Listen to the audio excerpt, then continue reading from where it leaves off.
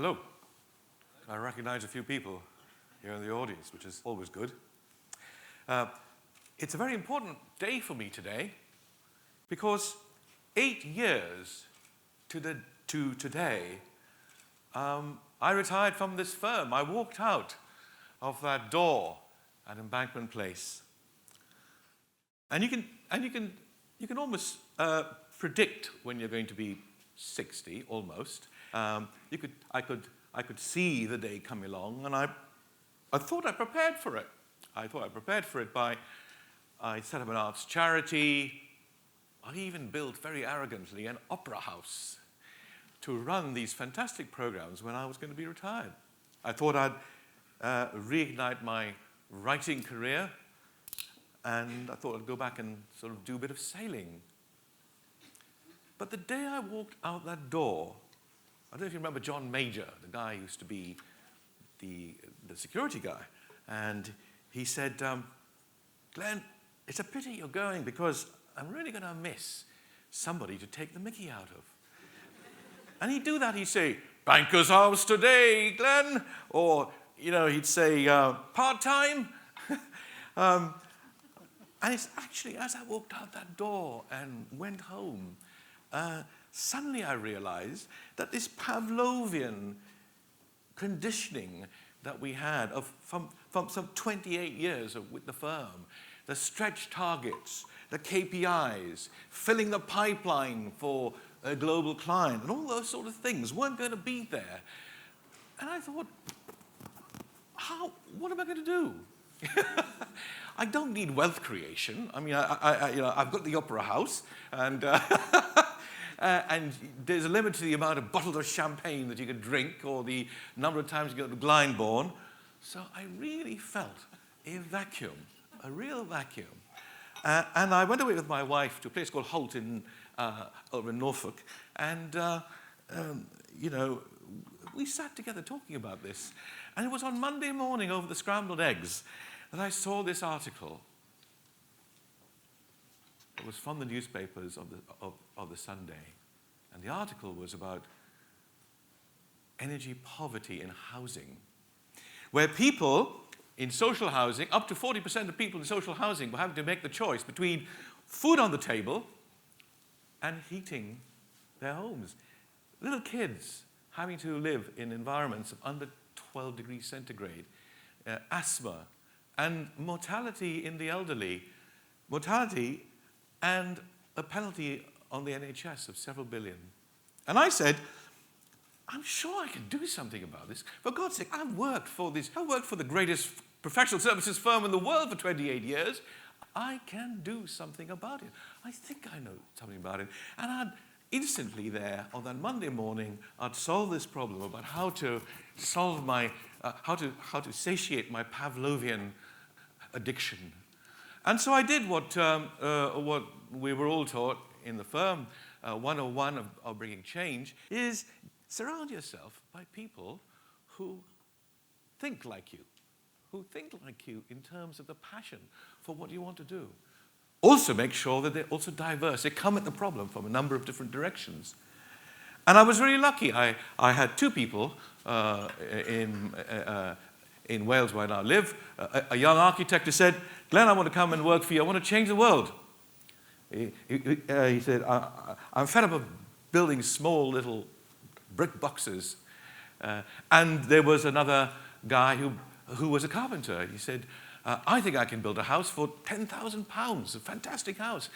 And so I said, well, let's get together and let's research the world for what they're doing. And so we spent 6 months, maybe 9 months, looking at best practice around the world, mainly in Northern Europe, in Canada, as to what people were doing. And we then decided to put together, as indeed any change project you do, you'd build a prototype. You'd build a pilot. And we built this prototype. Sorry, that's one of the team. And so we built this prototype. And we had a launch party. We invited the heads of sheds, council chief executives, housing association chairs, and said, come and have a look at this. And they said, fantastic. They said, we love this house, 12% of the energy of a traditional house. We love the well-being, the sense of wellness it creates. We love how good it looks and the way it uses timber and it's being so low carbon and using solar, etc. And we were so excited that we got the team together after they left, and we gave each other high fives, and we said, fantastic, guys. Now let's sit back and wait for the orders to pop in. Have you heard that one before? A week passed, nothing happened. Second week passed, nothing happened. Third week, I said, I better make some calls. So I called some of these heads of sheds and said, we haven't heard from you. What's the problem? And they said, we've talked it over with our executive team and with some of our board members, and they actually think this is actually too innovative.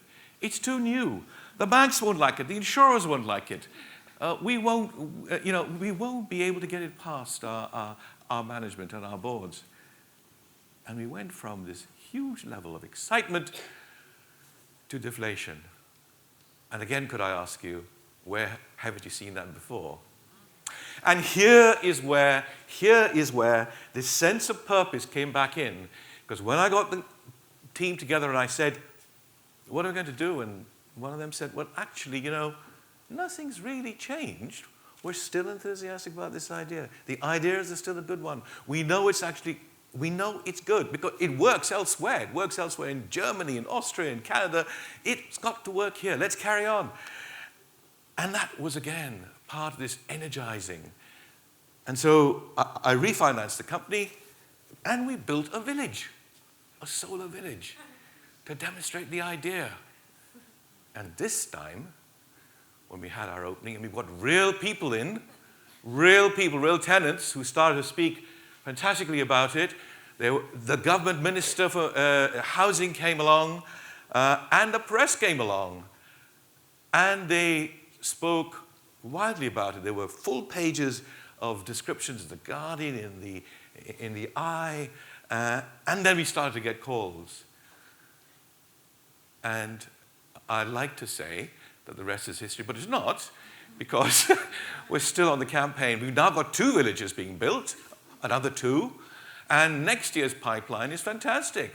It looks about 50 to 60 houses are being commissioned by people who provide housing. And the final